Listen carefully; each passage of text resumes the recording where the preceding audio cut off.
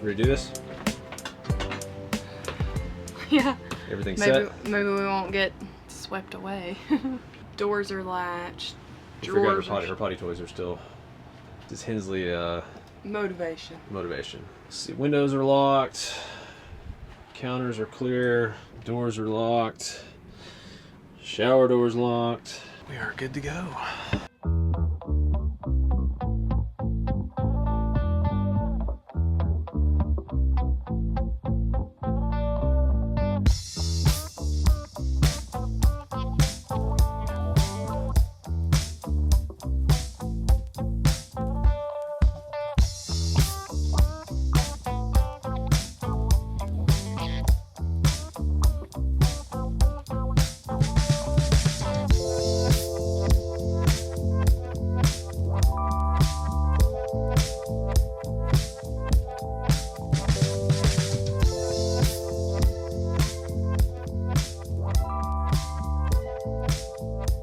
So from where we left this morning, we're around 9 hours from where we wanted to be in a national forest just outside of Yellowstone. So we had a decision to make. We knew we wanted to come to Devil's Tower, but we were like, do we want to stay in the campground there? Or do we want to just swing by and see it and then stay in a Walmart and get a little more driving in today and split it up?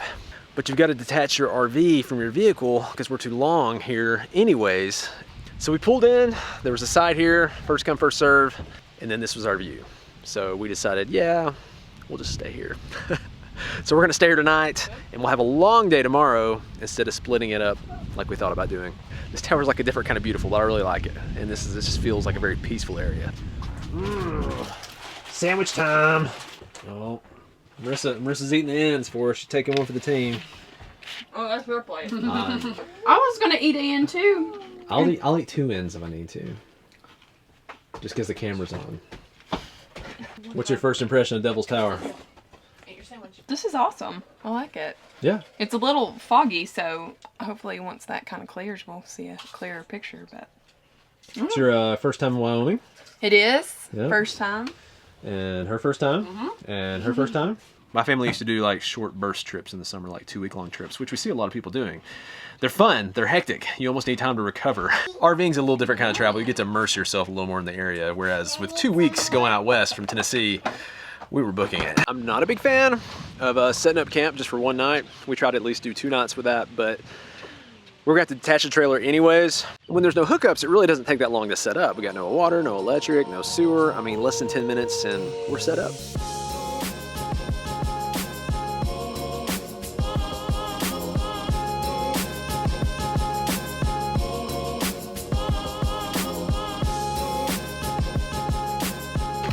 Found her stick. Is that your walking stick? It's a pretty big walking stick. It is. I'm digging. You're digging.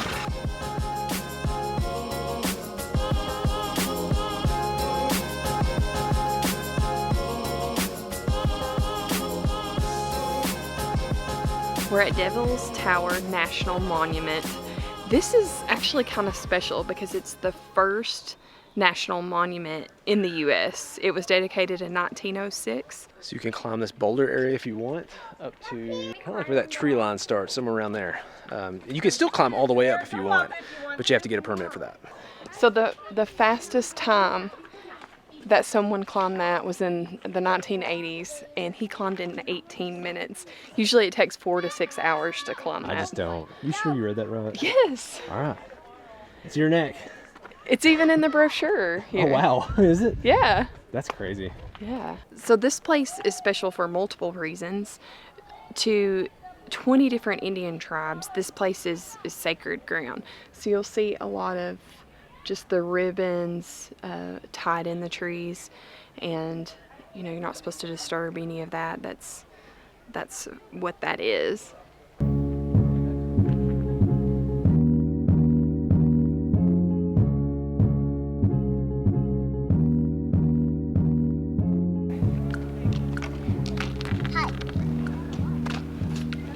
So it's part of what fed a volcano, and then at some point It basically plugged the volcano where the magma was, and that pushed it up to the surface.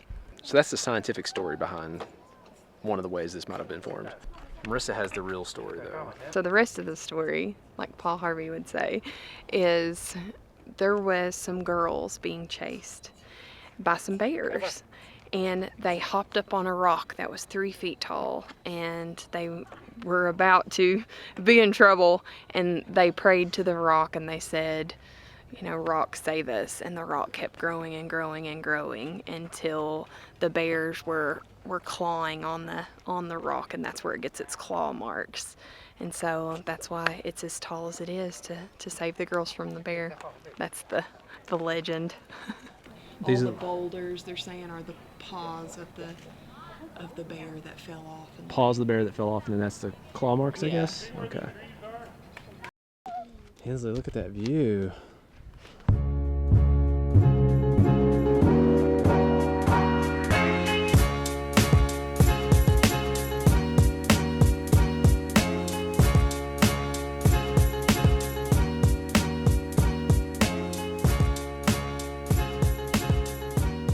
You said 18 minutes, Marissa. In 18 minutes, somebody went from here all the way up that.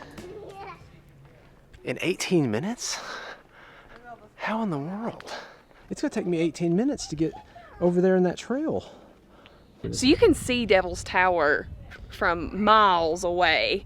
So that's really cool. But what's even better is if you can get up here and hike this base of the trail, it's just like a little over a mile. You can really see the colors and how big it is. I think it's like over 800 feet tall, almost 900 feet. But you can really just see the change in the colors, which is really awesome. Did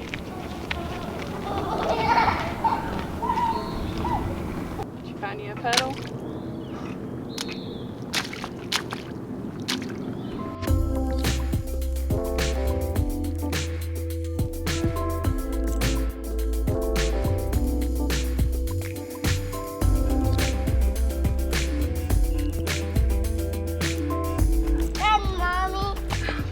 Are you running? Oh, you run and stop, run and stop. Okay. You ready? You done with Pace your break? yourself.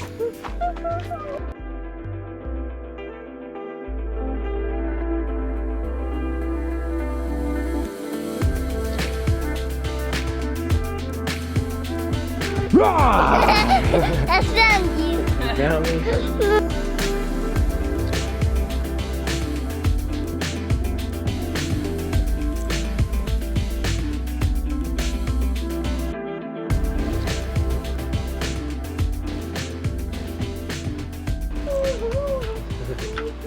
She's starting to like her Legos. What's for dinner? Tacos.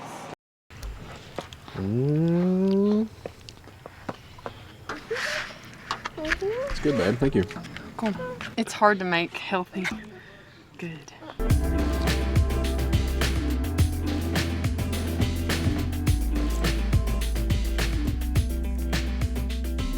This is Mackenzie and Marissa's sister.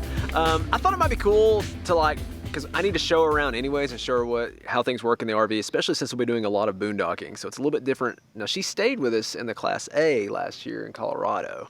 And so she has stayed in an RV before, so I'm curious how it feels having stayed in that one versus having stayed in this one. And you ready? Yeah, let's go. So she's already crashed on this couch one night, but I'll show you guys pretty much what we showed her last night. So our table's flexible. You got, of course, clear off the top. This pops up, goes down.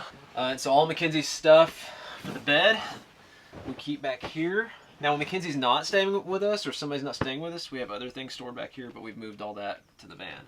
Oh, and also something else we moved. We usually keep our shoes under here in this, but we've taken our shoes out and Mackenzie keeps all of her stuff in our drawer inside here. That's when it comes in handy that we have a lot of van storage. Yes, we keep a lot of plastic containers, and so I intentionally leave 1 or 2 of those empty so we have flexibility to do this kind of stuff. This jackknife's out like so, and then you, whatever you do to make a bed. Obviously don't ever do that. Pretty comfy, wasn't it? It wasn't bad. It's comfortable than the other one that y'all had. Yeah, the other one we had was a it was a couch that, you know, had Pull a out pull-out bed. Yeah.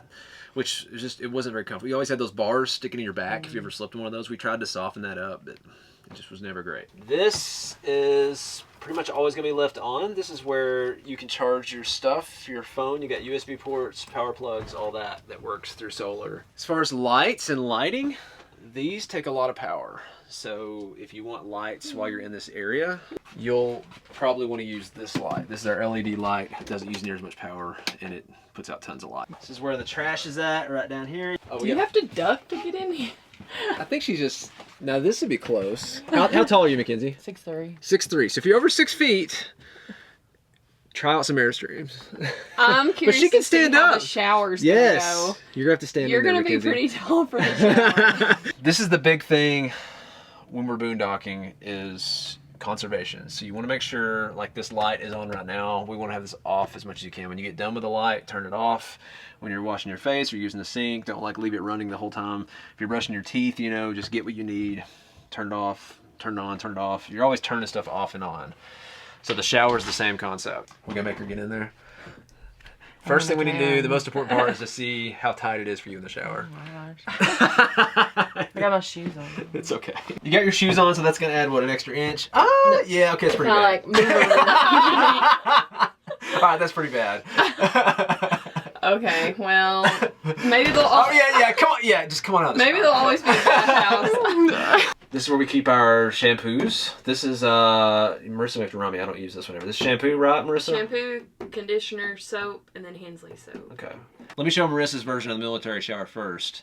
So military shower for Marissa, you turn the shower on.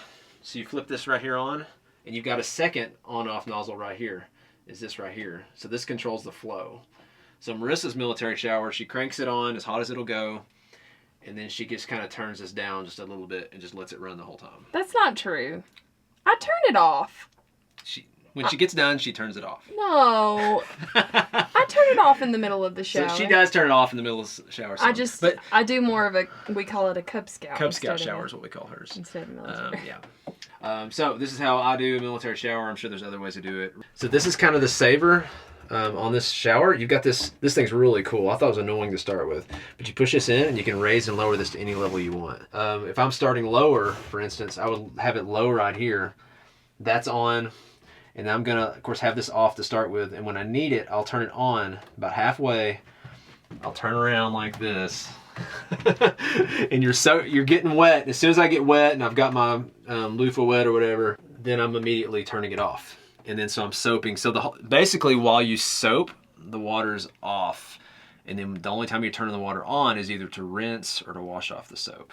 And so I start lower and then I raise it up, do the same thing, turn it off. The very last wash down, I take the handle off and make sure I've got everything with the handle. Well, I take the handle off instead of spinning in circles. It doesn't matter, Mackenzie. You can take the handle off if you want to. So we do it different ways sometimes. Take the handle off, spin in circles. Probably, I'm guessing, if you have a hard time standing up in here, taking the handle off might work better. Yeah, I don't see her spinning in circles. That's pretty funny. I didn't know you. I do. We're in there. I don't spin enough where I get dizzy, but I definitely spin. So if I hear a collapse, I know. Yes, that's what's going on. Foot flush toilet. We had that on the other one too, which I actually love foot flush stuff. They all should have. Yeah. Why don't everybody have a foot flush? You're not using your hands. No, your hands don't get dirty. It's great. I mean, I don't think they make like a one for a house. It's like a foot flush. It's awesome. I love it. Privacy wise, we got the door here to the bathroom. We got this privacy curtain here, and then there's not much privacy beyond that. So. All right, Mackenzie says she doesn't have any more questions. If she comes up with questions and things she wonders, and we're like, hey, I bet other people are wondering that too, we will share it with you guys. It's like we always say, it's not about what you do in the shower, it's what you do out of the shower that matters in an Airstream. That's you're saying? We've never said that. We've never. So, good try. Okay. It's true. It's true. Totally true. It doesn't matter about the showers. Cool. Four people and 31 feet. Yes, 4 people and 31 feet. And it's going to be a blast. All right, we'll catch you guys later.